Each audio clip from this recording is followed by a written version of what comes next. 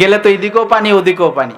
এখন বলছে দোস্ত আসলে কাহিনী এ না, আমার বাড়িওয়ালি না, মূলত তোর কলিজা খেতে আমার শখ হয়েছে, তাই আমি তোমাকে এই পলিসি করে নিয়ে আসছি, তোর কলিজা খাবো। কার আহম্বক দোস্ত, তুই এতদিন আমার বন্ধুত্ব করলি আমার সাথে, এখনো তুই আমাকে খোলো সামনে বলতে পারলি না?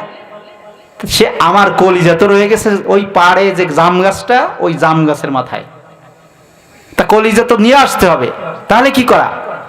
তাই চলো।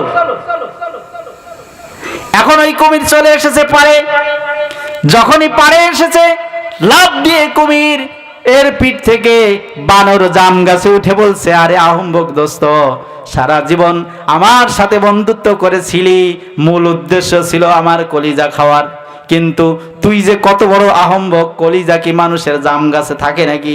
কলিজা আমার সঙ্গে ছিল, কিন্তু তোমাকে বোকা বানিয়ে ধোকা দিয়ে আমি আমার জীবন বাঁচিয়ে নিলাম।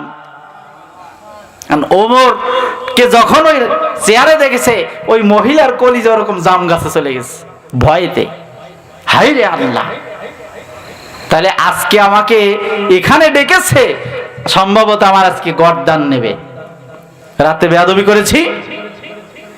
এখন ওই বুড়িমা যে বলছে, বাবা তোমাকে এত আমি চিনি না, এর গভীর রজনীতে আমার বাড়িতে গিয়ে তুমি যে কষ্ট করেছো, আমি তো তোমাকে চিনি নাই, আমাকে মাফ করে দিও, আমাকে মাফ করে দাও, আমার কোনো সাহায্য দরকার নাই, আমাকে ক্ষমা করো, আমি একটু চলে যাই।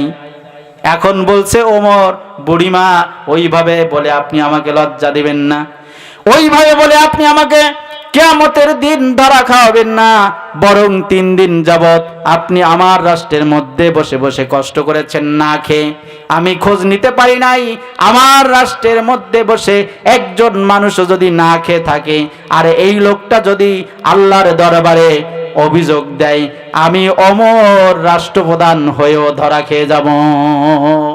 সুতরাং আমি ভয় পেতেছি যে আপনার খোঁজ নিতে পারি নাই, ওই মাসুম বাচ্চাদের খোঁজ নিতে পারি নাই, এই জন্য আল্লাহ রাব্বুল আলামিন আমাকে না জানি ধরে বসে কিনা। সুতরাং আমি তোমার কাছে মাপ চাই, যাতে করে আল্লাহ রাব্বুল আলামিন যেন মাফ করে দেয়, তুমি আমাকে ধরো না কিয়ামতের দিন। এই ছিল রাষ্ট্রপ্রধান। ভয় ছিল কার?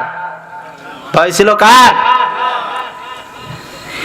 এই রকম নীতিবান দায়িত্বশীল যদি যে রাষ্ট্রে থাকে, ওই রাষ্ট্রে কি আর বিশৃঙ্খলা থাকে, খুন খারাপি থাকে, রাহাজানি, হত্যা, ধর্ষণ, জবরদখল থাকে নাকি?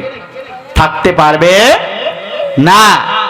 এজন্য আল্লাহ বলছেন, ইন্না আকরামাকুম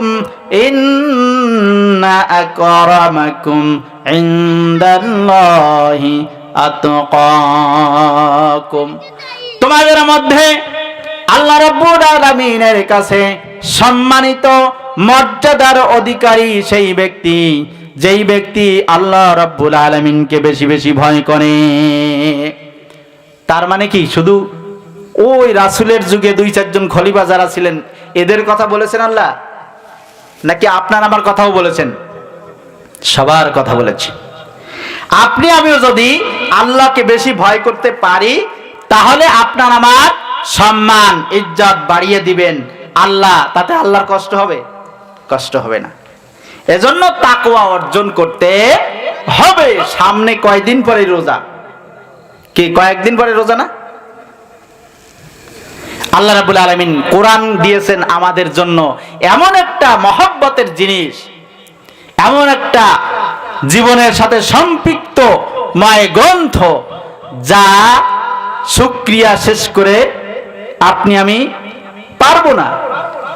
আল্লাহ রাব্বুল আলামিন এমন একটি গ্রন্থ আপনাকে আমাকে দিয়েছেন, আসমান দিয়েছেন, জমিন দিয়েছেন, আপনাকে আমাকে রিজিক দিয়েছেন, যা কিছু দিয়েছেন বাঁচিয়ে রেখেছেন, এরপরে দিয়েছেন চলার জন্য একটা গ্রন্থ। যেমন তুমি দিলে জমিন